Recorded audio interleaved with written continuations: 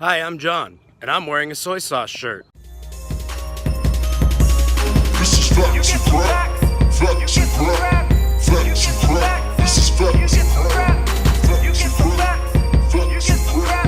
Facts and crap. This is facts and crap. I'm out for a walk, and I'm thinking, what do I want to talk about on Facts and Crap? Well, I think I know. I think I want to talk about World of Warcraft.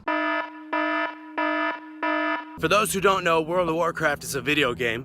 It's on the PC or Macintosh, I think you can play nowadays.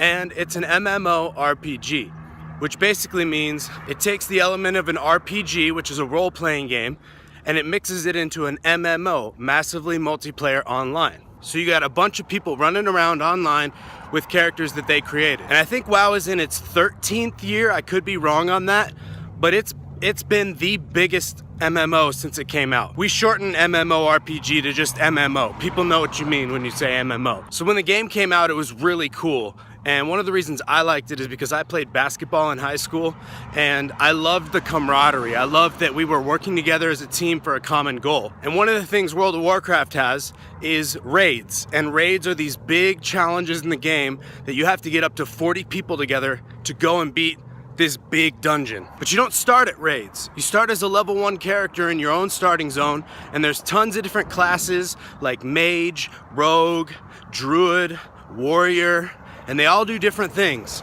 And on top of that, you pick a race, which is undead, tauren, troll, but there's 2 different sides to the races.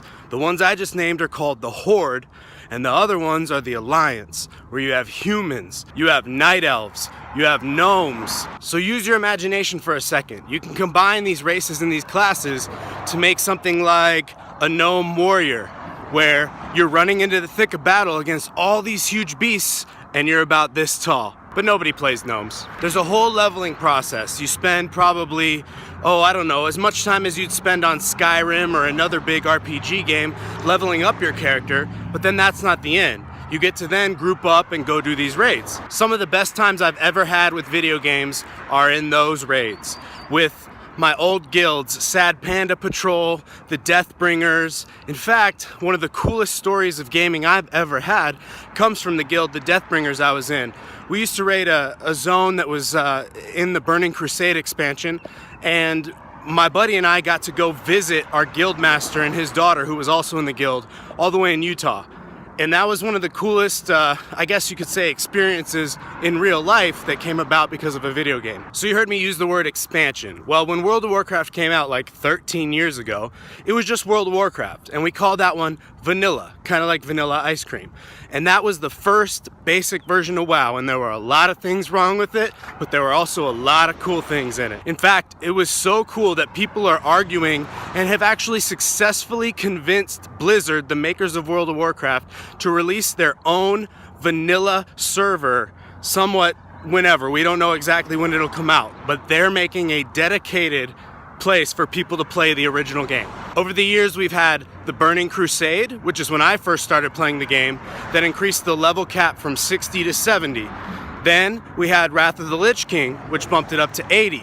And again, each of these expansions comes with all new content. It kind of sounds like I'm trying to sell you the game. I'm not, I just really like it. Next came the Cataclysm, where people could level up to 85, and a lot of the world got changed. You could tell I'm a nerd, right? Mists of Pandaria was next. A whole new island, a whole new race, pandas, and guess what? They did Kung Fu. Oh, and they added Pokemon to the game. Don't ask me how. Pikachu, I choose you! Level 90 to 100 was Warlords of Draenor. That was a couple years ago. And then just recently, last year, maybe the year before, they released Legion, which is the current expansion, and players can play up to level 110. So again, each one of these expansions has its own raid experience, its own end game, all new content for players to keep playing the game and keep paying their $15 a month. Like I said, I've been playing since the Burning Crusade expansion, which was the first expansion. I didn't play the base game, vanilla, because I didn't hop in soon enough.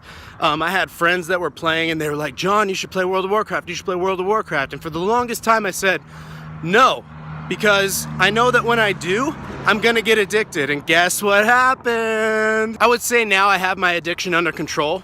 So mostly I play the game offline, and what that means is I have an app on my phone that allows me to log in on all my characters and basically make a bunch of the in-game gold.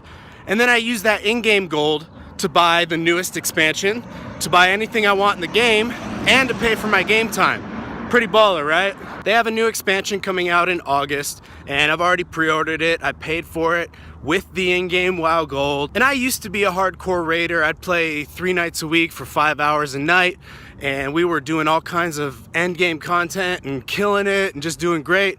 And while I love those times, I consider that to be pretty, what I would say, elitist, kind of meta, you could say.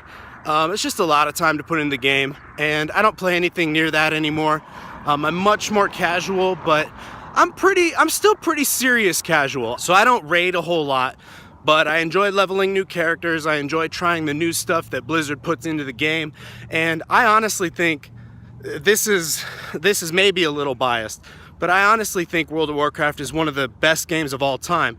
In fact, Game Informer actually agrees. They just ranked it in their 300th issue as the number 5 game of all time in the top 300. That's pretty nuts. Other games were like, I think Grand Theft Auto 5 beat it, Tetris beat it, Super Mario Bros. 3 beat it, and the number 1 game they ranked was The Legend of Zelda for Super Nintendo. So my question is, what's your game of choice, or what was a good memory you have of a gaming time? All right, you guys, peace out. I am about where I'm going, and I will catch you next time on Facts and Crap.